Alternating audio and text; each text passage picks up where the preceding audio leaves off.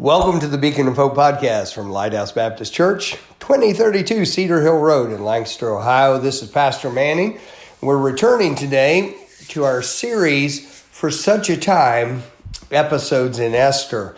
Today we have the 9th segment in this series. If you would like to hear the entire series, the first segment was published as the Beacon of Hope podcast number 158. It was Beacon of Hope podcast number 158, and it was published on November 17th of 2020.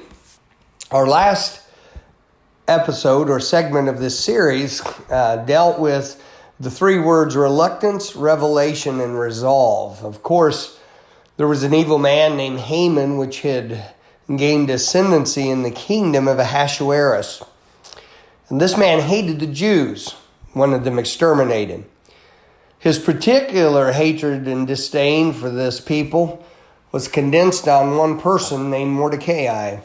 Mordecai was in the king's gate, which means he had some influence and he was there where decisions were made and that sort of thing. And Mordecai was a Jewish man. Because of this, he would not bow down to this wicked man named Haman, who had great authority, great power, and he would not do obeisance to him and that sort of thing. And boy, Haman just hated Mordecai because Mordecai would not bow to him. But he also hated the Jewish people. And he hated them for what they believed, hated them because their laws were different than everybody else's, hated them because their religion was different and all that sort of thing. Haman convinced the king, Ahasuerus, that there were some people in his kingdom that were very dangerous to him, to his kingdom. And Haman asked for the king's backing and power to exterminate these people, actually to do a purge or a genocide to destroy these people and take them completely out. Those people were the Jewish people. The king very almost flippantly and nonchalantly gave his consent to this being done in his name. By the way, he and Haman arrived at this while they were setting over wine. So much damage has been done in this world because of booze influence. And the law went out. Well, when it went out, then Mordecai knew that it had been signed, and he began to send word into Queen Esther. Esther, of course, was raised by Mordecai.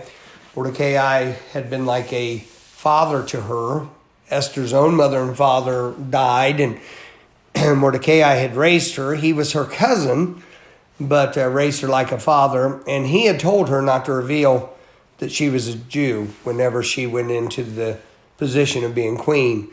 Of course, an exchange went back and forth. Esther heard that Mordecai had torn his clothes and put on sackcloth and ashes and was right before the king's gate when he did it, which was not allowed. She didn't know what the situation was, there being in the queen's quarters in the kingdom, and she'd sent out clothing and such and tried to get Mordecai not to be grieving, and then he sent word back about what was happening, and the exchange went back and forth, and basically Mordecai told her that, who knoweth that thou came to such the kingdom for such a time as this. He said, you've got to go before the king and ask him not to do this thing. She sent back and told him, if I go into the king and he didn't ask me to come, everybody knows this, that unless he picks up his golden scepter and points it towards me, I will be executed on the spot. Mordecai reminded her that she was a Jew and that she would be no safer there in the palace than anybody else would be. And he said, if you don't do what you ought to do, God will send deliverance from another place. Now, he could say that in faith because he knew the Jews could not be fully exterminated because there was a promise given to Abraham, Isaac, and Jacob and their descendants that Messiah would one day come through them, and he had not yet come. But he told Esther, he said, you may have come to the kingdom for such a time as this, but if you don't do what you ought to do, God will send deliverance a different way. And so, of course, Esther sent back and said, you ask all the Jews in Shushan the palace to pray and fast for 3 days. She said, I and my maids will pray and fast for 3 days. And then she had the resolve. She said, I'll go into the king at that point, and if I perish, I perish. In other words, she knew that she could die for walking in there unless the king extended the golden scepter, and yet she went in. Having brought us up to speed on this, let me now begin to read in Esther chapter 5, and look at this segment entitled Before the King. This is Esther before the king. Remember, her life is in danger the moment she steps into this situation.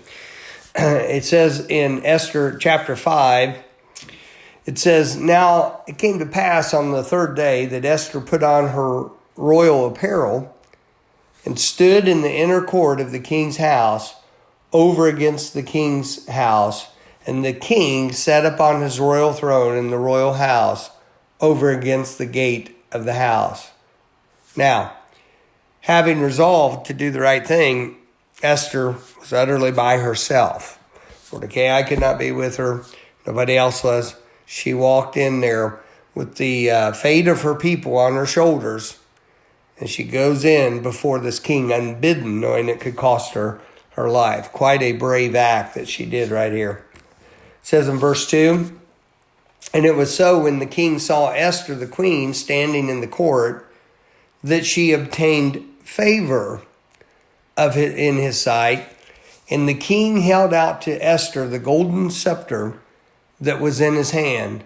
So Esther drew near and touched the top of the scepter." Pretty amazing thing. That scepter, or it may be sceptre is the way it's spelled, but scepter is the definition of what that is the rod of dominion. They look different at different times, made out of different things. Ahasuerus' was golden. And that scepter, whoever wielded the scepter or had it, had possession of it and could point it or carry it, that was the symbol of the dominion. Whoever had that was in charge of the kingdom. It's kind of interesting. God used a rod in Moses' hand. And it was a rod, then it was known as the rod of Moses, and then the rod of God. And that rod became the symbol of Moses' authority to lead that nation of Israel and to give the law of God to them. It's interesting that when God put a scepter in a man's hand, it was a rod or a stick, something the shepherd had used as he went along. Here Ahasuerus has a golden scepter, and he has that scepter, and Esther comes in and he looks at her. She knows in that moment that he looks at her, she's either going to live or die. He reaches, he picks up the scepter, and he extends it to her. She walks down the distance between her and the throne, and she puts her hand on the scepter, acknowledging the mercy and grace which has been extended to her. It's interesting, the word scepter is not used a lot in the Bible. In Genesis, it shows up the first time and says, "The scepter shall not depart from Judah until the lawgiver be given." And it's a reference to Messiah. Later it says, "Until Shiloh will come."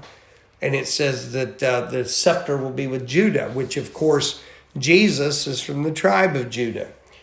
But in Hebrews 1:8, I think is one of the most compelling verses that deals with a scepter of any type. Hebrews chapter 1 verse 8 says, "But unto the Son he saith, Thy throne, O God, is forever and ever, and a scepter of righteousness is the scepter of thy kingdom." Ahasuerus had a golden scepter. How incredibly valuable that would be if it was found as an archaeological find. But much more valuable than that is the scepter of Christ, the scepter of God himself. And that scepter is the scepter of righteousness. That is the means by which he rules. That is the means by which he governs, in the power of righteousness. I absolutely love that, and what a great verse that is. Then go on, and we'll finish some of the verses here. It says, after she touched the top of the scepter in verse 2, it says in verse 3, "Then said the king unto her, What wilt thou, Queen Esther? What is thy request? It shall be given thee to the half of the kingdom." That's quite a commitment. He's willing. There's 127 provinces. He said, "I'll give you half of this massive kingdom, whatever you want." And Esther answered, "If it seem good unto the king, let the king and Haman come this day into the banquet that I have prepared for him." Isn't it amazing? She not only fasted and sought God, but she prepared. and acted according to the wisdom that God gave her. Then the king said, cause Haman to make haste, that he may do as Esther hath said. So the king and Haman came to the banquet that Esther had prepared. And the king said unto Esther at the banquet of wine, what is thy petition? And it shall be granted thee. What is thy request? Even to the half of the kingdom it shall be performed. Then answered Esther. Notice she's being a bit coy here. And she kind of draws this out and leads the king along. He likes it. And she must have received wisdom to do this from God himself. And she says, my petition, my request is, if I have found favor in the sight of the king, and if it please the king to grant my petition and to perform my request, notice she's building this up, let the king and Haman come to the banquet that I shall prepare for them, and I will do tomorrow as the king has said. She's playing along. She says, King, I'll tell you what I want. I'll tell you what my request is. And he's listening. She said, can you come tomorrow? And we'll have another banquet. And then I'll tell you what my request is. She's building this up. She's getting the anticipation going. And the king goes along with this and is favorable towards it. And God showed her wisdom how to approach and what to do, obviously during that time when this was being prayed for and when this was being sought. Well, our next episode will be entitled Pride's Ugly Face. Pride's Ugly Face. To prepare for that, read Esther chapter 5, verses 9 through 14. That's all for today, and may God bless you.